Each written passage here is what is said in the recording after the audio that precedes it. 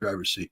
Here he is refusing to answer the question about why he won't take responsibility for October 7th. Number 6, Chris.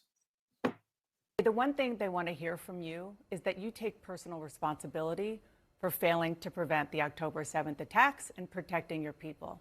I know you say the time for that will come after the war. Why won't you take responsibility now? I've already addressed that many times. And I said this whole question will be addressed after the war. Why just as not people now? would ask, well, did people ask Franklin Roosevelt after Pearl Harbor that question? Did people ask George Bush after the surprise attack of November 11th? Look, it's a question that needs to be asked. I think and those these questions will were be asked. And I've said that one thing that is important is, and I've said we're going to answer all these questions, including me. I'm going to be asked tough questions. Right now, I think what we have to do is unite the country for one purpose alone, and that is to achieve victory. That's what I did. We formed a unity government where the country is united as never before, and I think that's what we have to pursue. And what the people expect me to do right now is two things. One, achieve this victory and bring the hostages back, and second, assure that Gaza never becomes And a to threat to Israelis Israel who are again. disappointed that you still won't take responsibility, you say? Well, I said that I'm going to answer all the questions that are required, including the questions of responsibility. There'll be enough time for that after the war. Let's focus on victory. That's my responsibility now.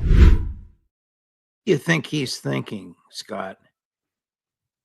Remember, he's facing extraordinarily serious corruption charges, the kind of corruption charges which, if he's found guilty, and many people believe he is, although innocent until proven guilty, could put him in jail for the rest of his life, because he's getting up there in years, and he's had, if you take a look at his face, you see he's coming off of heart procedures. He's not a healthy man.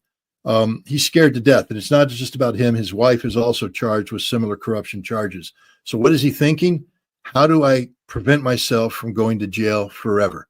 That's all he cares about. He doesn't care about Israel.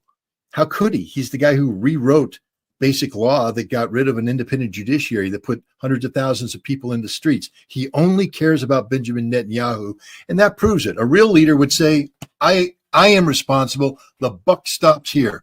I'm the guy that's held responsible, and at the appropriate time, you all can take my head off. But until that happens, I have a job to do, and that's to lead our country down the path towards victory. But, that's what he's doing. But you notice he won't even talk about it because he is afraid of what the results would be.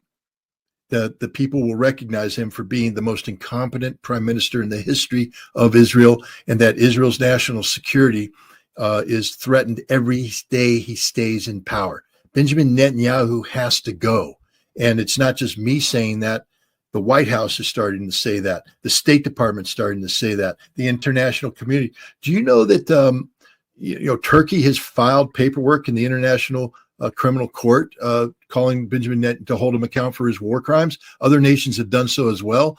And the International Criminal Court can't ignore this. He is going to be an indicted war criminal very soon. Well, that would prevent him from traveling to certain countries. Most countries, actually. The International Criminal Court was adopted by all, but I think 5 countries, or 3 of which are Russia, China, and the U.S. Yeah, I don't think. The only country he could travel to is the United States. We're not a signatory to the International Criminal Court, so we're not held to its jurisdiction, and we would let him travel. But if he traveled to places in Europe, he would be arrested.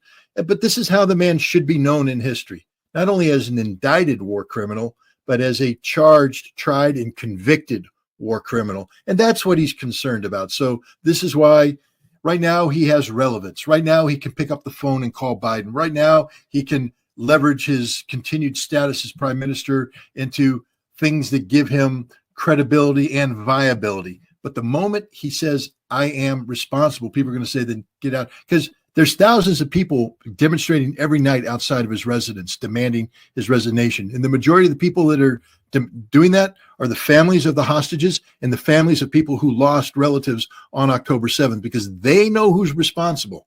And it's the man residing there, the man we've been talking about, Benjamin Netanyahu. Here's what he said, cut 1, Chris. when he was asked to respond to the accusations of war crimes. The UN High Commissioner for Human Rights said just this morning that while Hamas has committed war crimes, the collective punishment by Israel of Palestinian civilians amounts also to a war crime. Can you definitively say right now that Israel is not breaking international law? Yes, I can say that what the commissioner said is hogwash. Not a very compelling answer, Scott. Well, I mean, it doesn't address the issue. Benjamin Netanyahu is a man who claims to be familiar with international law. He likes to cite it often, especially when holding Iran to account.